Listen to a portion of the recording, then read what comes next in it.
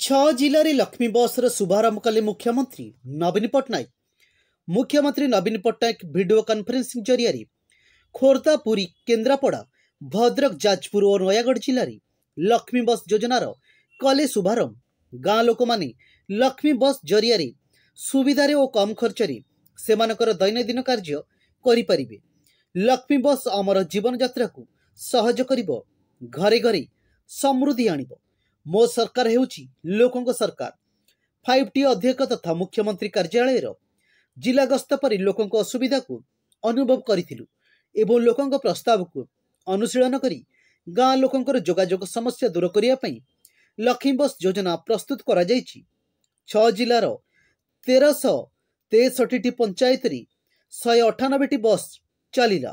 यह द्वारा 75 लाख अधिक लोक उपकृत होइछन्ति। खोर्धार 154 पंचायत 22 बस चली बेले 15.50 लाख लोक उपकृत होइछन्ति। पुरीर 433 पंचायत 44 बस चलिला, फल 14,60,000 लोक उपकृत होली।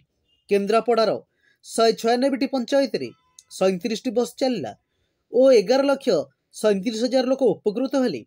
भद्रकर 158 पंचायत 25 बस चलिला। जाजपुर 233 पंचायत 39 बस चलाचल आरंभ करिछि। एथिरु 13,70,000 लोक उपकृत हेले। सेही बळी नयागढ़र 189 पंचायत 31 बस चलिला और यह द्वारा 9,34,000 लोक उपकृत हेले। गाँर रूपांतर पई आम ओडिशा नवीन ओडिशा कार्यक्रम जारी रही। एथिपाई मुख्यमंत्री समस्तक सहयोग कामना। माँ माने और छात्र छात्री माने मात्र 5 टंका मूल्य लक्ष्मी बस जीवा आसिबा करि